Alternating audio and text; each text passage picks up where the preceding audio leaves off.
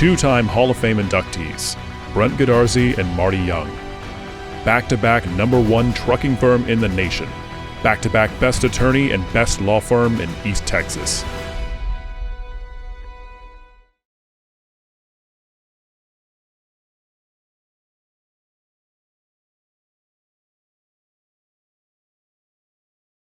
Hello, Buckeye fans. Jeff Rash here with the head coach and athletic director of the Gilmer Buckeyes, Mr. Alan Metzel.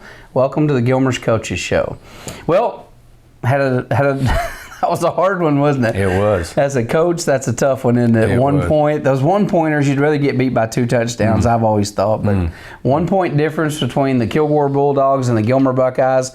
And, folks, if you happen to be in the stands on Friday night and you bought a ticket, that's the best money you've ever spent, because it was one of the best football games I've ever seen. It was a great game. It really was. It would have been an amazing game had we ended up on top. Yeah, it would have been even better. It was a great game. Well, first of all, the tradition between these two schools, let's talk about that just for a moment, because we brought it up in last week's show, but I told you one of the best games I've ever seen. Actually, a couple of the top teners, but maybe the best one I ever saw happened right here in this stadium in 2012. 2012. And, it came down to the last few seconds. Dylan Bowman bats a ball down. Dylan's our cornerback coach. At that time, he played safety for us, and they make a throw in the end zone. He knocks it down, and we get the win and win district championship. Yeah, so right here. That was 2012. We go over there in 2013, which was the last time we'd been there. Last time we'd been there, yes. Yeah. 2013 comes down to the last minute. We allow them to score intentionally. You remember that? Very controversial. And so we would have enough time to make a drive, and of course they come out on top of that one. We drove all the way down to about the 40. You know, we got close, or 40, 30, somewhere in there, but came out on the short end there. And last year we got them here. Yeah, and then so back in Kilgore, I always hate down there. I hate their horn. I hate the whole thing. But Kilgore Bulldogs, for those of you that don't know, they are the real deal. They're ranked, I think, 3rd in Division I.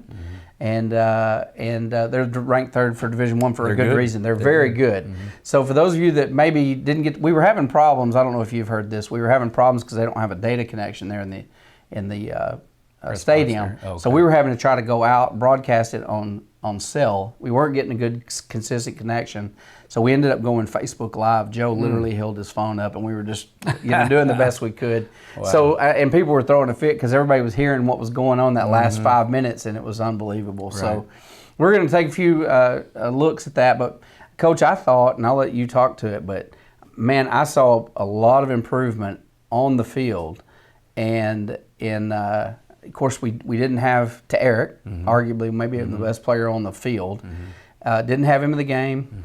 This time, I think we were missing a lineman. Spencer Murphy was out. Had to move some people around because of that. But overall, from the things that you talked about, needing to tackle, be more aggressive, get penetration, gap, integrity, those kind of things, I saw dramatic improvement. Great improvement. On the defensive side of the ball, and we were up against a good defense. But I thought the offense, talk to us about what you saw as a coach. Well, like you just already have addressed, the defense, we just made tremendous strides, and just some of the detail-oriented things that we really improved on, and we're seeing some of the younger kids step up. We're seeing guys take over positions that we weren't sure if they were going to be the guy that did it, and so it's starting to all come to the surface. Who's going to be where, those kind of things, and so that's part of the early part of the year.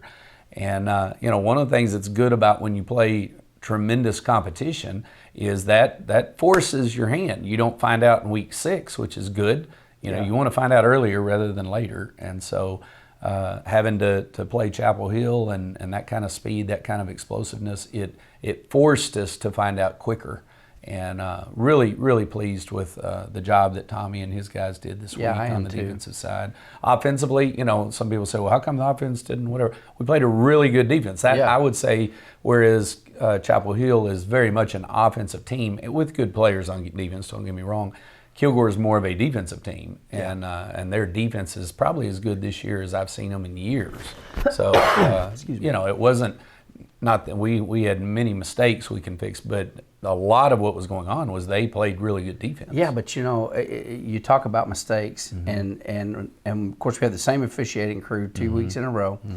But the Buckeyes so far, I mean, normally, we watch these games, first 2 or 3 games, penalty flags everywhere on us as well as the other team.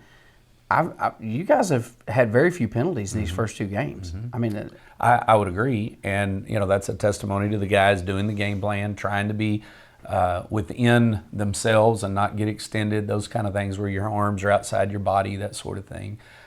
So yes, I've been really pleased from that standpoint that it hasn't been penalties that have gotten us. Maybe a miscue on a snap or a misread or some of those things that have cost us at different times. But even with that, the other night, several times we were able to dig ourselves out of the hole whenever we got in trouble and hit a big pass or whatever the case may be. Yeah, and they say football is a game of inches. It's not about just the score. You get the score when you get the yardage. If you beat them in yardage, and when you're going backwards because of penalties, that's going to affect you. It has effect. So, so I want to point out one other thing before we get started, and that is this ridiculous schedule that we have. That's going to make it's fantastic. Yeah. It's fantastic because you're really getting to play up because we're playing. We started with Chapel Hill. They're ranked number 1, I think. 1 or 2. Yeah, it depends on the poll. Yeah, they're ranked 1 or 2. I think they're going to be. I'd like to see who could beat them with those couple of backs. So we got Chapel Hill, Division I school, ranked 1 or 2. You've got Kilgore, Division I school, ranked, I think, 3rd. And I've seen them from 3 to 5, somewhere in there. Top 5, let's say. Right. Next week we're going to Paris, another Division I school. We're going to play another big school. Just beat Liberty Islo 30-0. So they've got some talent. They always have talent, but then you're going to Lindale, who's also ranked in the top 10, I think. They were 9th going into last weekend. I know they lost this past Friday. Yeah. So, Lindale's always good, well coached. They're a Division I school. So there's our first 4 games, Division I school. Then you got this Walnut Grove. And Walnut Grove, we've been seeing videos of their facilities and all this, and they're a new school, but they're probably going to come out, you said, maybe next year when they get into a 5A school. They'll be a 5A school, so they've got a ton of kids. So the first 5 games that we're playing before we get into district are all like playing. We're playing some way up. We're playing some of the not only the highest ranked, but some of the biggest. No doubt. And so everybody needs to keep that in mind. We have a very good football team, and one of the things I heard on the way over to this deal I told you a while ago, Pigskin Bonner and Harlan, the sports guy, said something really cool on the way there. They were talking up the game, and they was like, "This is a big one," because Kilgore played Carthage in 3 points, Right. And they said.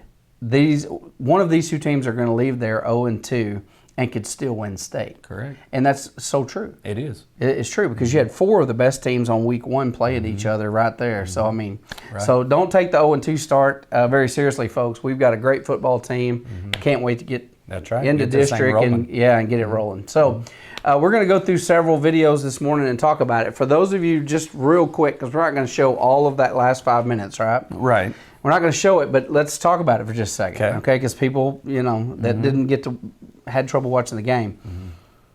With 5 minutes left in the game, basically, we had them down 10-7. I mean, that's how boring offensively that game was. It was all defense, right? Battle. Okay. So 10-7 with 5 minutes and 30 seconds or something left on the clock. So they go up. They start having to go to the air, right? They don't want to run the clock. You got to throw. They successfully made some great drives. They did. So they got down and they scored, so they go up ahead. We get the ball back, we go up ahead. They get the ball back, they go up ahead. We get the ball back, we go up ahead, right? That's right. Okay? And then we missed the extra point because of we had a bad snap. And didn't get it down. So we didn't get that extra point, which kept us pretty important point. Cost the win. But then on the ensuing kickoff, we fumble. We are going to watch that. They fumble the ball. Controversial. We can't really tell from film if it's a fumble or not. Right. We get the fumble. They don't give it to us. The other team gets it. They throw a big poster out or whatever over the middle and get in field goal position, kick the field goal for the win with the last 8 seconds of the game. So if you missed it, I mean, the last 5 minutes of that game was just unbelievable. It was worth the price of admission. Yeah.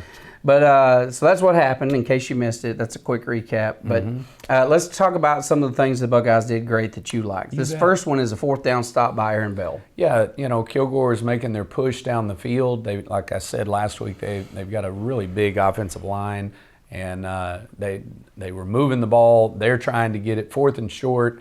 They do a quarterback keep, and there's Aaron coming in to make the stop from the backside. And big gives us a chance to get the ball, gets them off the field, and that was pretty important, obviously, in that defensive struggle early. I noticed you moved Aaron Bell from middle linebacker to defensive line. Did you like that set better? No doubt. We felt like last week we were struggling to keep that gap integrity down on the ball and some of the physicality that we needed. And so he played both last year. And so we felt like we need to put him down. I like him and down. Well, he causes a lot of havoc. He does. Yeah, he's very and I look physical. down there, and the size of our defensive line is substantial. Last year we had a big defensive line. Correct. Well, and we moved in some young guys. We got a sophomore there. 2 sophomores. You got Trey Lee and Tyler Hagler. Yeah. And Tyler's over 300, and Trey's probably about 245. And he's probably 6. He's probably 6'2" or 3. 3. Yeah. He's a big. Then kid. you got number 44. Cam Brown, who's one of our senior. He's also captains. about 6'2" or 6'3". He's a big boy. He's a good sized kid, and they really locked it down up there up front. Oh, they did. They really did. They did against some good backs. Right. This next video we're going to watch is down in the red zone. We were calling it, by the way. We were on air going, all right, last year these guys inside the 5-yard line were ridiculously selfish. We've seen them do 4 stops in a row. Can they do it again? And I'll be dang if they didn't do it again. That's right. Well, and you're going to see Tyler Hagler, our nose guard here. He's going to they fumble the snap. The guy picks it up and he's going in, and Tyler grabs him, rips the ball out, and then Aaron gets the recovery. I'm going to do it from the end zone. I'll give you that view.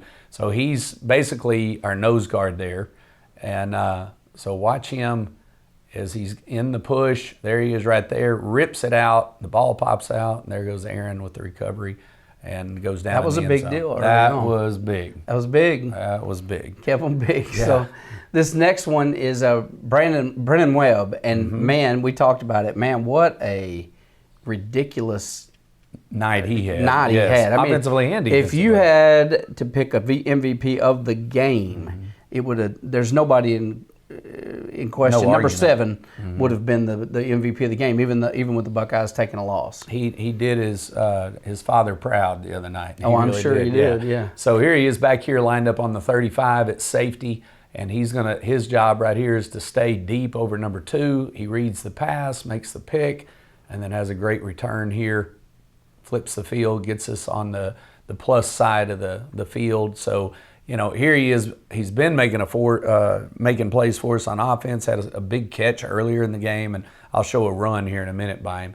But that was a big momentum turn by him getting that turnover. Yeah, he had a great night. This next one is another Caden Tennyson TD run. Last week we saw a great short run by Tennyson. You sent me the picture of him reaching over the pylon. He was completely horizontal. Exactly, sticking it inside the pylon. Yeah, it was beautiful. And he kind of had another one. He did, run. And this one, the snap kind of pulls him to the side. The play was actually going to go to the other direction. The running back would take it and then cut back.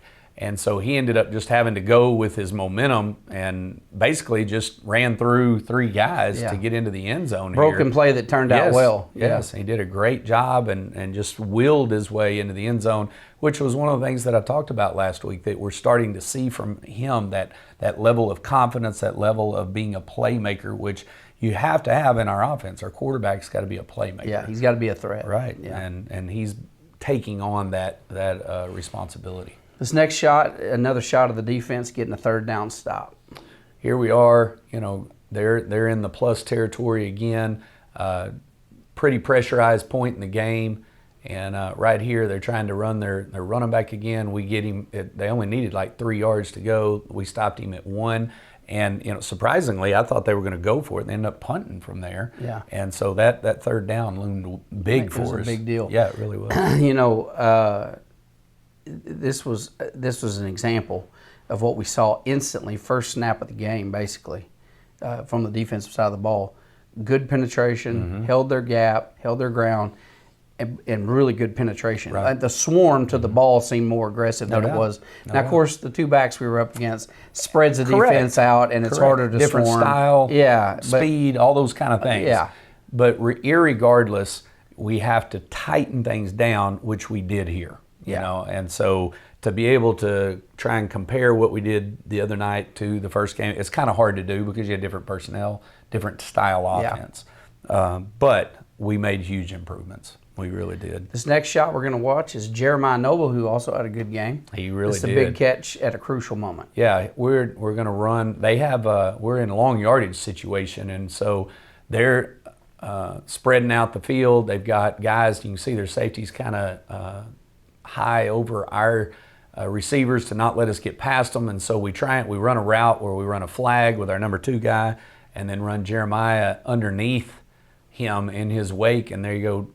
Caden puts the ball on him. That was a big play. Right on the money, too. That's right. And I think that was wasn't that 3rd and 20 or something like that? It was. And we ended up kicking the field goal on this drive to put us up. So that was a big deal. And how about Braden Payton? Exactly. That was a great good kicker. I know. I mean, that was a good 35 It was a 32-yarder. 32-yarder. Yeah. Yeah, that was so, excellent. man, he put it on the money. He sure did. This next clip we're going to see is Connor Dodd making a big catch. And, you know, receivers are, you know, they got to do a lot of things, right? They got to block, got to be able to block. You got to be able to run after they've got to block. Right. You got to be able to run after the catch. You know, you've got to be able to get open. You got to have good speed, but you also have to have good hands. And Connor Dodd has some of the best hands he does on the field. Very reliable. This is him making a big, crucial catch. Big play. You know, here we are behind with the time running out, and we run a deep route here with him, and he gets over the middle. Caden did a nice job of looking off the safety and then hits Connor. And you can see the ball is a little bit behind him, and he reaches back. I'm going to go to the wide angle. You can see how he reaches back and snags the ball from behind him and just makes a huge play right here to move us down within range. And we needed to be that. We needed that catch. Quickly. Yes. Well, this is the next play where we come back and hit Jeremiah for the touchdown in the end zone. Great job of body control. You know, he's got the DB contesting him there and pulls in the touchdown. And that was this was toward the end of the game. Yes, when this it was a minute something It was like ago. we were down 17 to 21, and this pulled us up. There you go, 17-21 with a minute 16. And we went up 22. This is where we didn't get the extra point. Right. Yeah, so that, you know, to be able to go down, we essentially went down and scored in about 3 to 4 plays, went the length of the field. And those are some of the things that when, you know we feel like we can run the ball this year. We feel like we've got the running backs, we've got the offensive line to do it. And obviously Kilgore's defense did a good job of slowing that. Yeah. But you've got to be able to throw it. So if a team is slowing down, you've got to be able to have these weapons. And some of these guys that haven't been the household names are now starting to make these plays. Yeah. That's what we want. It's so funny when you go up against different defenses because Will Henderson had 200 and some odd yards. 220 yards of offense, which is ridiculous for a single game against Chapel Hill. And then this time he was held to probably 68. Yeah, under 100 yards. So yeah, and it just depends on the defense. That's you're playing, exactly right. Yeah. No doubt. And so this last one, I believe, is a fumble recovery. It is. That wasn't a fumble recovery. Now, let's watch this. I guess we don't have a zoom in or a slow motion. I can slow-mo it. So here he is running, and I'll go slow. Here he's going to, our guy hits him, and then he's going to run into his own player right there, which is where we believe the ball popped out. But you can't see it on the film. But watch the way the ball is out to his side and pops all the way back across, and then there we land on it right there. The official that you see down in the bottom of your screen, he called it a fumble and gave us the ball. The official on the far sideline said his knee was down when the ball came out. Obviously, we're going to say it was our ball. They're going to say it was their ball. Either way, we didn't get it. We didn't get it, and they went and kicked the field goal. We took the L, they took the W. Right. But, man, thanks for an entertaining football game. Man. It was good. It was really good. Yeah, I know. Those kind of make you gray, but it was a great game. So next week we got Paris. Tell us what to expect there. Paris always has athletic kids. Always. You can just count on that, and they do again this year. So their defense, they run a base out of a 3-3 stack. They give you a ton of different looks. There'll be two safeties with corners and outside backers. The safeties will run to the line of scrimmage and cover the flats. The linebackers drop and cover thirds, and they do all kinds of different unique things with their defense. What we'll need to do is be able to just be simple, so that it's not a confusing thing for the quarterback, for the receivers, etc. Offensively, they're a little bit of a throwback. They run a lot of different things, but you'll see the old Notre Dame single wing type stuff, with a fullback, a tailback, a quarterback, and then another running back, and they'll snap it to different people, and some of that stuff. So, and then they'll run stuff that looks like stuff we've run. So they're extremely multiple on offense, and it'll be interesting to see how they attack us. Whether they try and spread it out or wad it up or whatever the case may be. Well, we've proven we can run on the ground. We've got a good running game, and this last game proved we've also got a good passing game. And so I'm looking forward to what this season brings. Right. And I want to compliment your coaches, staff. They have obviously done a good job of getting these guys prepared. Thank you. A lot of young, new guys, on the field. A lot of guys. A lot of guys that are brand new. Right. In the Chapel Hill game, I know Tommy said there were 7 guys out there on the field on defense that had never played a down of varsity football at one time. So there's which is fine. It's not an excuse. It just is where it is, and we got to grow them up. But it's the speed of the game. Sure. You're coming off of JV. You're used to a certain speed. You go to varsity level, and it's a whole different thing. Way quicker. It's happening faster, especially when you start with Chapel Hill. It's happening way faster. They're way faster, and we're going to get there. These guys are growing up, and they're very competitive. No, this is a very good football team. Yes. I tell you what, I didn't know what to expect this year, because last year we lost a lot of good players, a lot of star players. But I love this team. They just seem to have a chemistry. They do. They seem to be disciplined. High character. Another good high character team. We've had multiple, and that's because of what happens down here in this field house, and I happen to know that from a personal standpoint. So, congratulations on having a great football team that's 0-2. There you go.